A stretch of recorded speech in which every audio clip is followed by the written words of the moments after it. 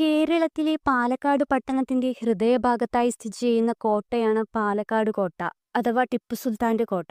ടിപ്പു കോട്ട എന്ന പേരിൽ അറിയപ്പെട്ട പാലക്കാട് കോട്ട നിർമ്മിച്ചത് ടിപ്പു സുൽത്താന്റെ പിതാവും മൈസൂർ രാജാവുമായിരുന്ന ഹൈദരലിയാണ്.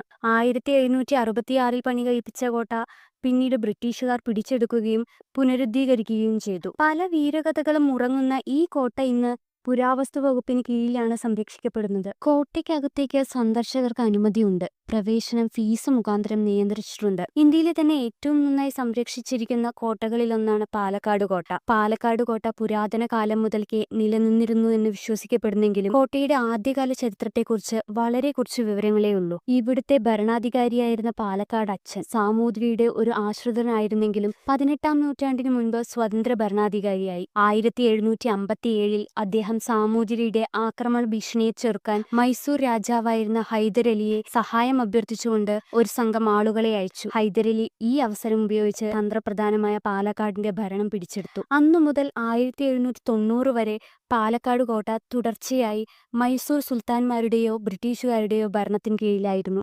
1900-ന്റെ തുടക്കത്തിൽ കോട്ട ഒരു താലൂക്ക് ഓഫീസായി രൂപാന്തരപ്പെട്ടു. ചരിത്രമുറങ്ങുന്ന ഈ കോട്ടയ്ക്കകത്ത് നിൽക്കുമ്പോൾ തന്നെ വല്ലാത്തൊരു ഫീലാണ്.